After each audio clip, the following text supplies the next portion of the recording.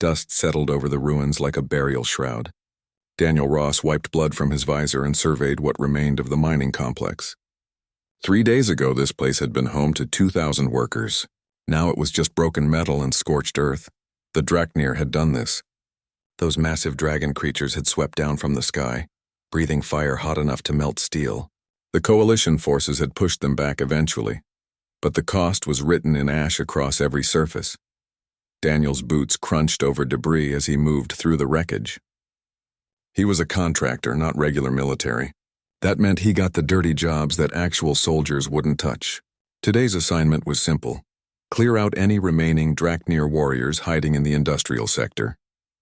No prisoners, no mercy, just clean kills and move on. His rifle felt heavy in his hands. 5 years he'd been doing this work. 5 years since Earth's corporate wars had taught him that survival meant following orders and keeping your head down. The galaxy wasn't much different from home. Just bigger guns and stranger enemies. "Ross, you copy?" The voice crackled in his earpiece. "Yeah, I'm here," Daniel replied. "Command wants that sector cleared by nightfall. Don't waste time on wounded ones. Just confirm the kill and move on." Daniel didn't respond. He'd heard the same orders 100 times before. The coalition didn't take prisoners from the Draknir sovereignty. Something about honor codes and cultural differences that made capturing them impossible. Easier to just eliminate them and sort out the politics later. He moved deeper into the complex, passing through corridors torn open by plasma fire. The Draknir were terrifying opponents. Each one stood nearly 12 feet tall with scales harder than most armor plating. Their wings could generate enough lift to carry their massive bodies into the sky, and their breath weapon could turn a combat vehicle into molten slag in seconds. Humans were new to this galactic war. Earth had only joined the coalition 15 years ago, and most species still saw humanity as primitive. But humans had one advantage: they adapted fast. What they lacked in natural weapons or advanced technology, they made up for with sheer stubborn determination. Daniel had learned that lesson during the water wars back home. He'd been 22 when his unit got pinned down in the Australian outback by corporate mercenaries. They'd been outnumbered 3-1 with no support coming, but they'd held that position for 6 days through heat, thirst, and constant attacks. Humans didn't know when to quit. Sometimes that was a strength. Sometimes it was just stupidity. He climbed over a collapsed wall into what used to be the primary refinery. The smell hit him first. Burned metal mixed with something organic and wrong. Then he saw the bodies. 3 Draknir warriors lay scattered across the floor, their scales blackened by the coalition's plasma weapons. Daniel moved past them carefully. His scanner showed no active heat signatures, but the Draknir could lower their body temperature to avoid detection. He'd seen a wounded one play dead before, then rip apart an entire squad when they got close. The industrial sector stretched out before him, a maze of machinery and storage tanks. Most of it was destroyed, but some structures still stood, perfect hiding spots for a wounded warrior waiting to ambush unwary soldiers. He switched his rifle to armor-piercing rounds and advanced slowly. Every shadow could hide death. Every sound could be a warning. The Draknir were apex predators on their homeworld, and they brought that killer instinct to every battle. Daniel had seen recordings of their world once, a planet of high mountains and deep valleys where dragon-like creatures soared through crimson skies. They'd been the dominant species for thousands of years before developing space travel. The idea of being prey was foreign to them. That made them dangerous. They fought with the confidence of creatures who'd never known fear. His earpiece crackled again. "Ross, status report. Still clearing the sector. No contacts yet. Pick up the pace. We've got another assault planned for tomorrow and need those refineries checked." Daniel bit back his response. Command didn't care about thoroughness. They just wanted boxes checked on their reports. But rushing through enemy territory was a good way to end up dead. He moved past a row of storage containers, his rifle sweeping each corner. The war had been going on for 8 months now. The coalition wanted the mining rights to this sector. The Draknir sovereignty claimed it was their ancestral territory. Neither side would back down, so young soldiers on both sides died for politicians and profit margins. Daniel had stopped believing in causes during the corporate wars. He fought because it paid well and because sitting still felt wrong after everything he'd seen. But he didn't hate the Draknir. They were just doing their job, same as him. A sound echoed from deeper in the complex. metal scraping against stone. Daniel froze, his finger resting near the trigger. Something was alive in there. Something big. He moved forward, following the sound through the maze of wreckage. His heart rate stayed steady. Fear was natural, but panic got you killed. He'd learned to function through the adrenaline, to think clearly even when death was close. The sound came again. Closer now. A low rumble that he felt in his chest. Daniel rounded a corner and stopped. A Dracnir warrior lay trapped beneath a collapsed loading crane. The massive creature's wing was crushed under the metal and dark blood pooled around its body. Its scales were deep blue, almost black, with silver markings that indicated high rank. Some kind of officer or noble, probably. The creature's head turned toward him and their eyes met. Daniel raised his rifle, finger on the trigger. This was the job. Clean kill, move on. Report sector clear. But something made him hesitate. The Dracnir warrior's breathing came in shallow rasps. Each breath rattled in its massive chest like stones tumbling in a barrel. Daniel kept his rifle aimed at the creature's head, but his finger stayed off the trigger. The dragon's eyes were golden with vertical slits for pupils. They watched Daniel with an intensity that felt almost human. No fear showed in that gaze. No pleading. Just calm acceptance of what came next. You are the human warrior, the Dracnir said in broken coalition standard language. Its voice rumbled like distant thunder. I am called Wrath of the Skyfire clan. I ask for clean death. Make it quick. Daniel's rifle didn't waver. He'd heard stories about Dracnir warriors. They valued honor above everything else. Dying well mattered more to them than living poorly. This one wasn't begging for life. It was asking for dignity and death. How long have you been trapped here? Daniel asked. Wrath's head tilted slightly, confusion crossing its reptilian features. 2 sunrises. Why do you speak? Just finish it. Daniel should have pulled the trigger. Orders were clear. But something about this moment felt wrong. He'd killed before, done it plenty of times, but always in combat when the other side was trying to kill him too. This felt different. This felt like execution. His mind flashed back to Earth. 7 years ago, the Australian outback. His unit had been ambushed and scattered. Daniel had taken shrapnel to his leg and couldn't walk. He'd dragged himself into a drainage ditch while enemy fire tore up the ground around him. He'd laid there for hours, bleeding and helpless. A corporate merc had found him eventually. The man had raised his rifle, ready to finish it. But then he'd just looked at Daniel for a long moment, shook his head, and walked away. That mercy had saved Daniel's life. He'd never understood why the merc did it. Now he was on the other side of that moment. I'm going to lower my weapon, Daniel said slowly. Don't try anything stupid. You mock me with false mercy? Wrath's voice held an edge now. Kill me or leave. I will not be your prize or prisoner. Shut up and let me think, Daniel said. He moved closer, keeping his rifle ready but pointed down. The loading crane had crushed Wrath's left wing completely. The limb was twisted at impossible angles, bones jutting through the leather membrane. Blood loss alone should have killed the warrior hours ago. But Dracnir were tough. Daniel had seen recordings of them surviving wounds that would kill a human 10 times over. Their scales acted like armor, and their biology was designed for their harsh homeworld. This one was dying, but it was taking a long time about it. Daniel set his rifle down carefully and pulled out his medical kit. Wrath tried to rear back, but the crane held it pinned. What are you doing, human? Probably something really stupid, Daniel said. He had basic trauma supplies.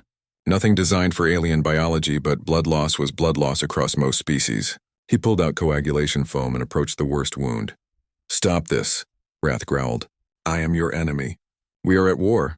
Yeah, I noticed, Daniel said. He sprayed foam into the wound where Wrath's wing met its body.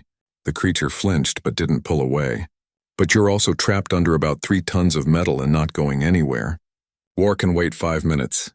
The foam expanded, sealing the worst of the bleeding. Daniel worked quickly, treating each wound he could reach. Wrath watched him with those unblinking golden eyes.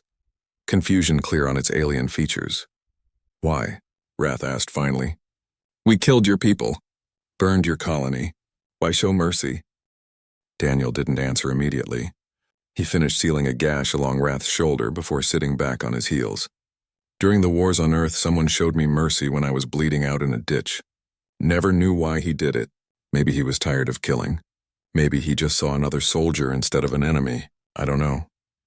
This is weakness, Wrath said, but the words lacked conviction. Maybe, Daniel agreed. He pulled out a water container and held it up. You thirsty? Wrath stared at the container like it might explode. You confuse me, human. Your people are known for their brutality in war, for never surrendering, never showing weakness. Yet you offer water to a warrior who would kill you if free. Would you? Daniel asked. Kill me right now if you could? Wrath was quiet for a long moment. I do not know anymore. This act makes no sense to me. Daniel opened the container and held it to Wrath's mouth.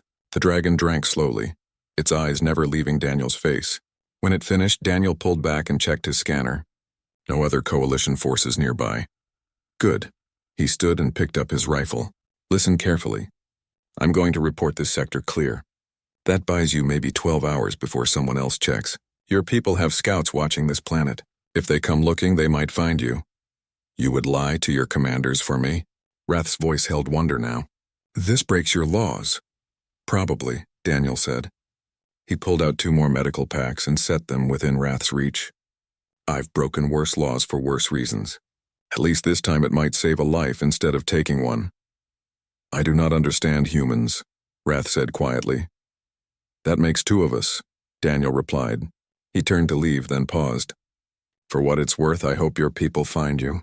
You deserve better than dying alone under a pile of scrap metal. Human, Wrath called out. What is your name? Daniel. Daniel Ross. Daniel Ross, Wrath repeated carefully. The Skyfire clan will remember this. I swear it on my honor and my blood. Daniel nodded once and walked away. He didn't know what that promise meant. Didn't know if it mattered. But as he left the industrial sector behind, something felt different. Lighter somehow. His earpiece crackled. Ross, report. Sector clear, Daniel said. No active contacts.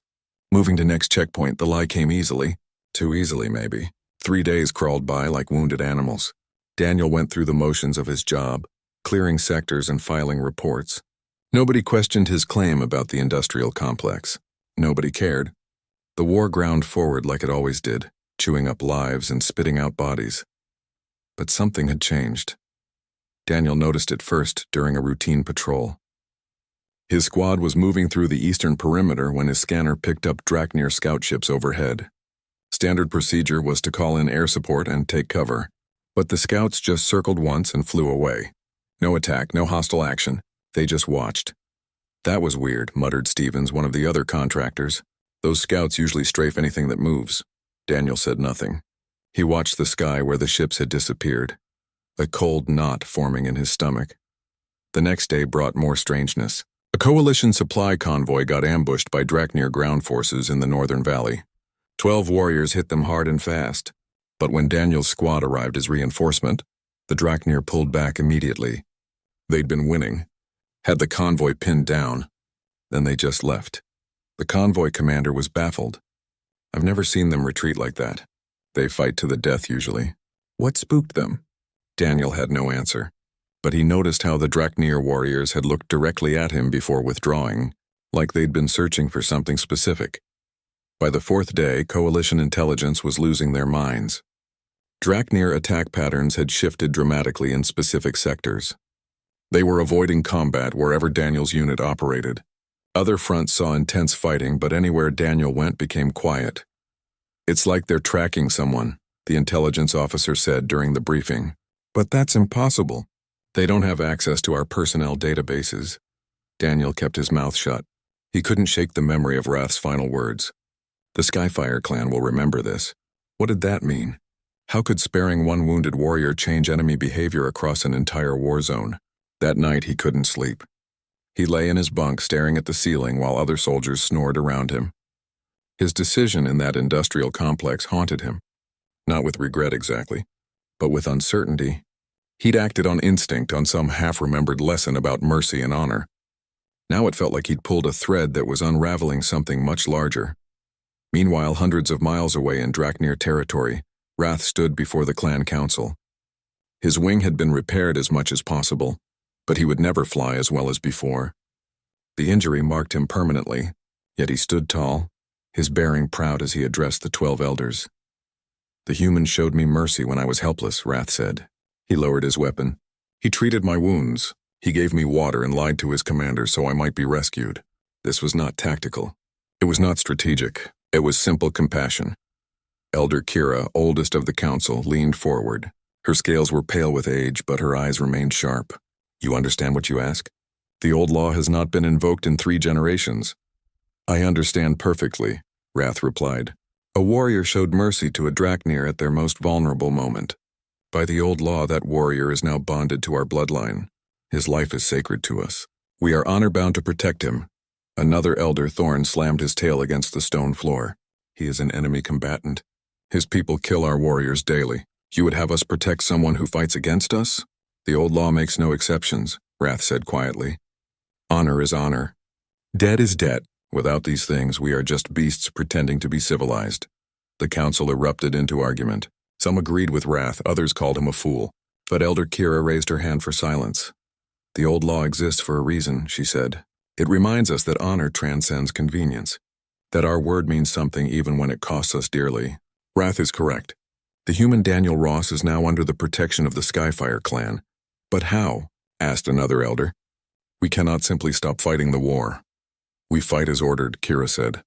But we do not harm Daniel Ross. We do not allow others to harm him if we can prevent it. We watch, we wait, we protect. This is our burden and our honor.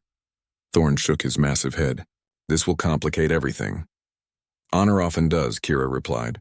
The council reached its decision. Within hours, every Draknir warrior in the sector received the same order. Daniel Ross was marked. His description was distributed. His image was shared. Any warrior who encountered him was to disengage and report his location. Any attack on him was to be prevented if possible. It was unprecedented. It was complicated. It was utterly binding. Back at the Coalition base, Daniel finally fell into restless sleep.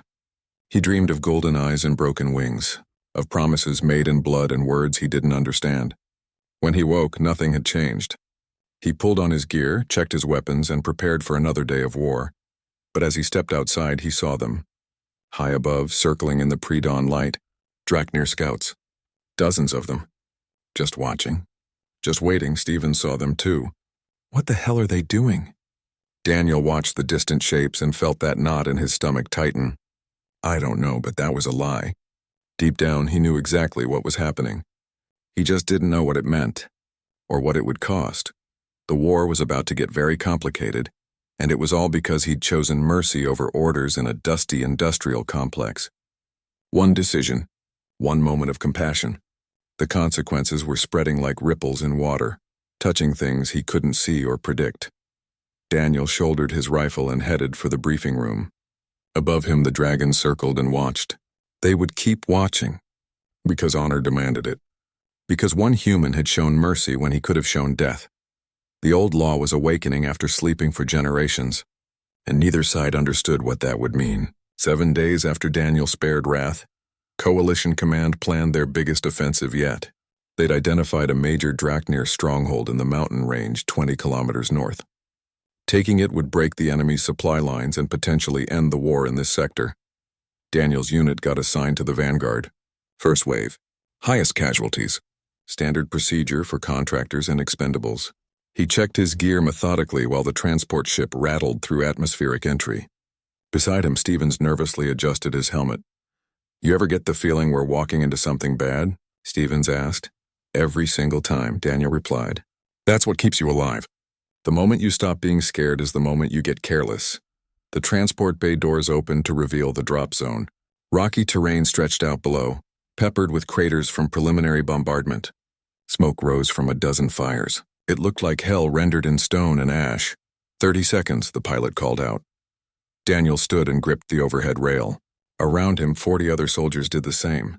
Some were veterans like him. Others were fresh recruits who'd never seen real combat. By tomorrow, half of them would be dead. That was the math of war. Cold and simple. The transport dropped them fast and hard. Daniel hit the ground running, rifle up and scanning for threats. The rest of his squad fanned out around him, forming a loose skirmish line. 3 more transports landed nearby, disgorging more soldiers. Advance to the ridgeline, the squad leader ordered. Watch for ambush positions. They moved forward across the broken ground. Daniel's instincts screamed at him. Something was wrong. The bombardment should have stirred up the Draknir defenders. But the mountain ahead was quiet. Too quiet. I don't like this, Stevens muttered. Nobody does, Daniel said. Keep moving. They reached the first ridge and took cover behind rocks. The mountain stronghold loomed ahead, its caves and fortifications carved into the stone. Still no movement. No defensive fire, nothing. The squad leader called for a status check. All units were in position. The main assault force was 3 minutes behind them. Everything was proceeding according to plan. That was when Daniel saw the first glint of light off metal. High above on the peaks surrounding them, his blood went cold. "It's a trap!" he shouted. "Fall back!" The mountains exploded with enemy fire. Draknir warriors poured out of hidden positions on all sides. They'd let the coalition forces walk right into a kill box. Plasma fire cut through the air like burning rain. 3 soldiers near Daniel simply ceased to exist, vaporized by direct hits. "Return fire," someone screamed. But there was nowhere to return fire to. The Draknir had the high ground, superior numbers, and perfect positioning. The coalition soldiers were caught in the open with minimal cover. It was a slaughter. Daniel dove behind a boulder as plasma scorched the air where he'd been standing.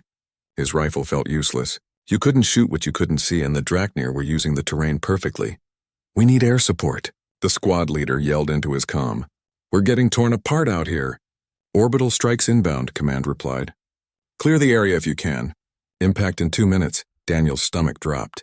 Orbital strikes meant they were being written off. Command would rather kill everyone in the kill zone than let the Draknir win. Friendly fire wasn't friendly, but it was effective.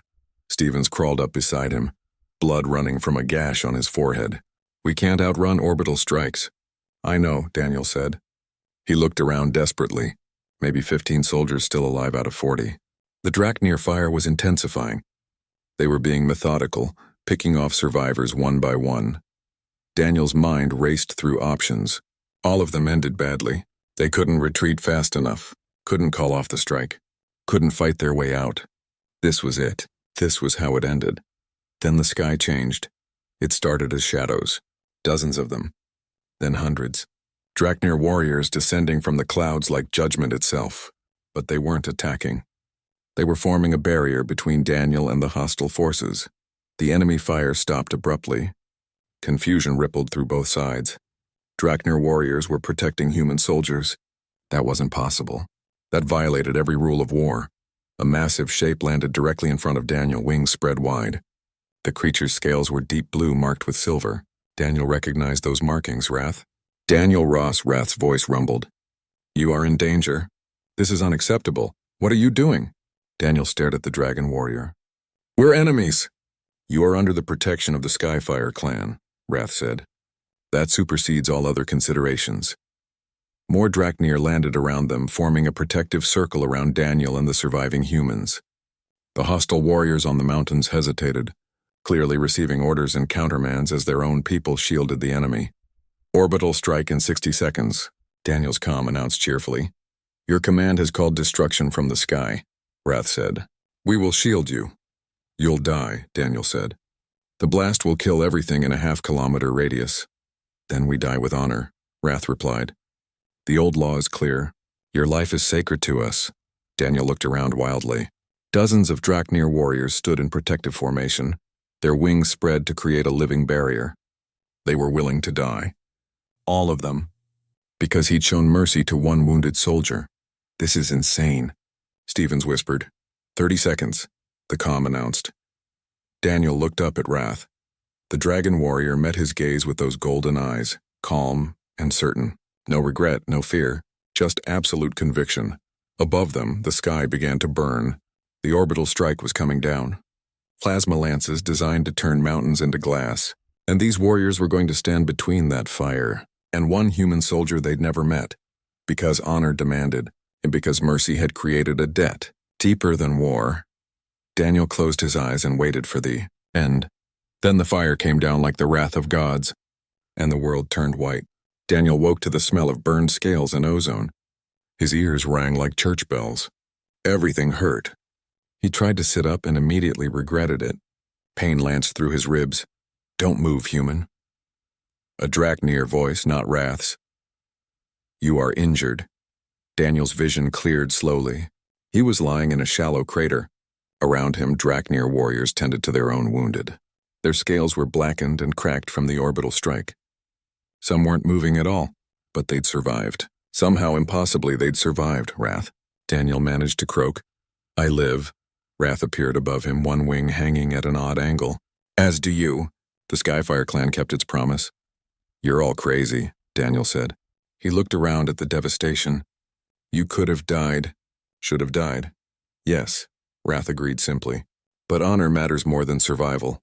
Coalition troops arrived within the hour. They came in force, weapons ready, expecting to find enemy combatants. Instead, they found Daniel and 12 other surviving humans being treated by Draknir warriors who should have been enemies. The scene descended into chaos. Officers shouted contradictory orders. Soldiers aimed weapons but didn't fire, confused by what they were seeing. The Draknir made no hostile moves, just maintained their protective positions around the humans. Finally, a colonel named Pierce pushed through the crowd. He stared at the scene with the expression of a man whose entire understanding of reality had just been questioned. Someone want to explain what in the hell is going on here? Pierce demanded.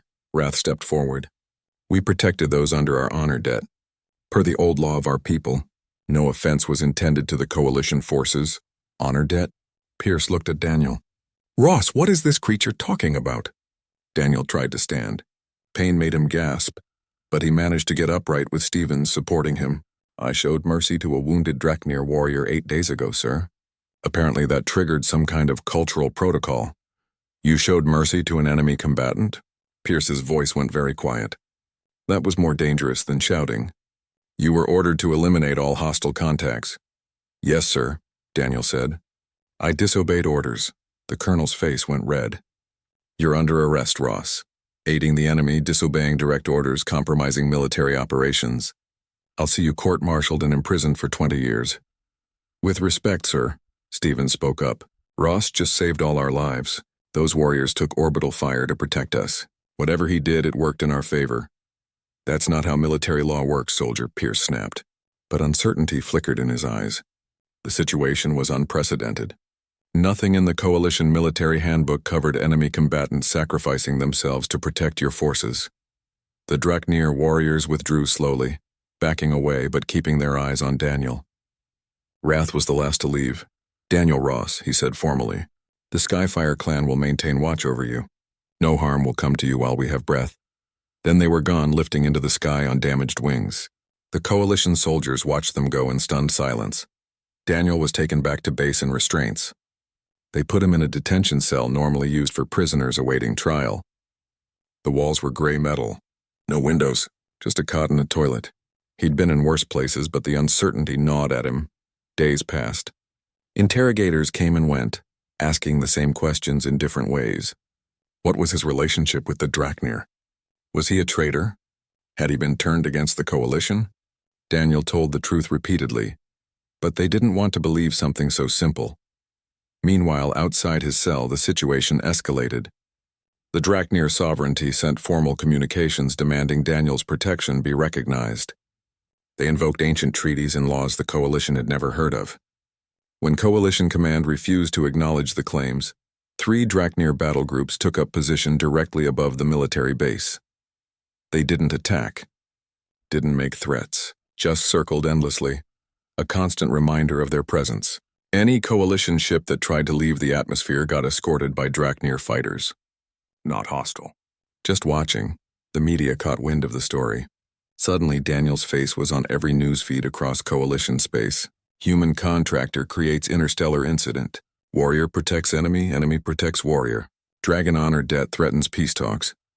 The political fallout was enormous. Some saw Daniel as a hero who'd found a path to understanding. Others called him a traitor who'd compromised military operations. Everyone had an opinion. Nobody asked what he actually wanted.